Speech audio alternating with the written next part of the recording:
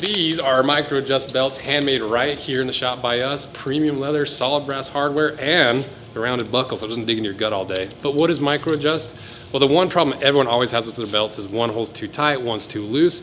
These little adjustments right here allow you to adjust your belt by 1/2 inch increments so it fits you exactly how you want for the lifetime of the belt. So check them out below. We've had quite the history with Nike's Panda Dunks, and I initially thought they were just as dumb as it gets. But after comparing it to some very similar styles from Vans and New Balance, a bunch of the other brands that clearly were just basically knocking off the Panda Dunks, I started to change my mind and really understand there's certain practical reasons why these were popular beyond the style. But now, after a couple years, they're not selling the same way they used to. They're no longer 500 bucks on resale sites. If anything, they're actually below the retail price. And it's the perfect shoe to really put the Nike customization part of their site to the test. So we made exactly a Panda Dunk, and we're gonna cut it in half, run it through all of our tests. Is there any differences whatsoever through the entire shoe between the regular Panda Dunks and the Bayou Panda Dunks that we made? So what are these shoes? Well, first we'll look at the original. The brand is Nike. The style is the Dunk Low Retro. They weigh 13.4 ounces.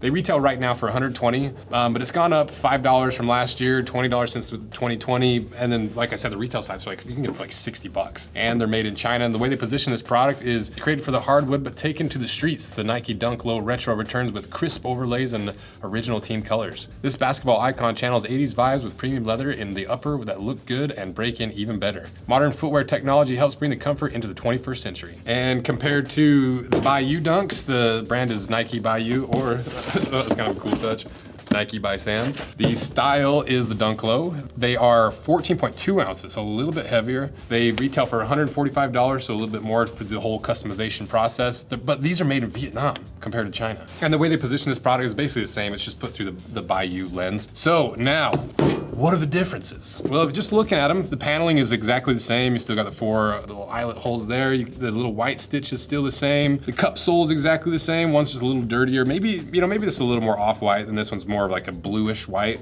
Back tabs are the same. Sweeping around to this side, everything looks the same. The toe perforations are the same. The shape is the same. So from the outside, it looks like everything's the same, but what is the actual quality of the leather? The originals are 1.5 millimeters thick. They have a light coating on top, and if you look at the cross section, there is a little bit of the grain left in there. We burned it, and you can see it's not super plasticky. And so overall, it's not a terrible leather. It's just very on par with Nike. You compare that to the Bayou pair, not the Louisiana Bayou. It's basically the exact same, 1.5 millimeters thick, exact same coating. You look at the cross section, and you might be able to say one has a little more of this or that, but they're so close that I think it's basically the exact same leather. We want to run some tests on it. The regular pair on the puncture test took 120 pounds. The Bayou pair only took 75 pounds. So there might be a couple differences you could point to here and there, but for the actual intended use of these sneakers, they're close enough. I think they're basically identical. What about the inside? Well, if you look at the inside, once again, identical basically across the board. There's a different color in the vamp or the toe, but there's the exact same materials through and through. If we pull out the insoles, both open cell foam and really cheap foam, both topped with the fabric from the lining, slightly different fabrics, different ways that they glue them on, and slightly different thicknesses, but essentially the same once again. We did the ball drop test. So the regular pairs of Pandas, it bounced up 40.5 inches. The Bayou pair bounced up 20 inches. And if you look at the outsole, exact same pattern through and through. I don't, maybe some of you sneakerhead guys that like can tell the difference between dupes and all the other stuff can see a difference, but like to the untrained eye, they look identical. Both sidewall stitched. If we look on the inside, does the stitch go through? Yes and yes. But what about the bar drop test where you take that really heavy bar? Well, the regulars bounced up 6.8 inches and the Bayous bounced up 4.5. So it's looking like they're basically the same shoe through and through with very small differences that are probably caused by the country of origin. Let's cut them in half and see why the Bayous are so much more responsive and if there is any differences whatsoever between these two shoes. Product update with the boot breakers.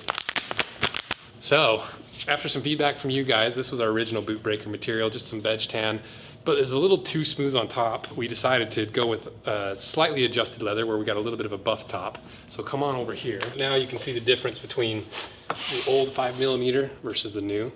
And the nice thing about these is they take up room inside your boots. So if you got a boot that's too big or you want a shoe that feels more like a true heritage boot, you just throw one of these in there and it solves all your problems. They don't stink to this veg tan. Don't forget we also have our regular foam boot breakers with the big thick mattresses in the green, the medium thickness in the blue, and the OG boot breakers at 2mm. These are the ones that really started this whole thing where we just made a little insole you can slide in any Heritage boot without changing the size, 'cause it's just 2 millimeters thick. Give you a little bit of squish, help you break in the boots, and you can keep them in the boots if you want. That's where the whole name Boot Breaker came from. So that's it for the product update. Product update.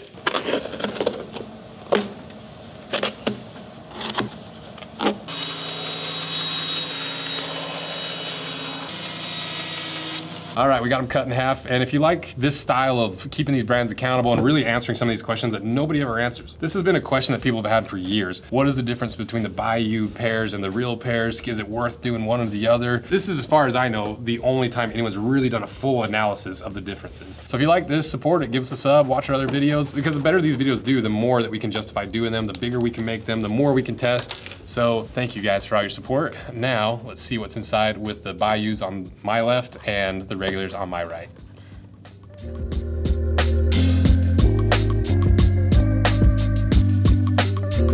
So what is the difference? I think they're identical because this midsole is obviously a different color of foam, but they both come in at 25 Shore. Maybe it's a little bit more responsive, but the hardness feels about the same. It basically is the exact same shape and thickness all the way through. The outsole is the exact same thickness. You can especially see now that the lining is exactly the same. They're even sewn the exact same way in the same pattern, the same processes. Is there a difference in the double layering? No. Is there a difference in the counter materials? No. Is there any difference whatsoever? I don't think so. I think these are about as identical as you can get. Even down to the small differences in the tongue, they're basically the exact same. The only real difference that I can even see whatsoever that's somewhat of a quality difference is the Bayou pair tongue is real leather and the original pair is not. And just to double check I didn't miss anything else, we burnt every single panel on both these, and that's really the only difference. And it's a very small difference. So then is there any difference whatsoever between the original drops of iconic sneakers versus the versions you can just make on Nike's website? Not enough for most people to matter. I think some really deep sneakerhead guys are gonna care about a couple of the nuanced differences, but honestly, about the same. If it were me, I had the choice between a $500 version of this on a resale site from a few years ago versus just building my own. I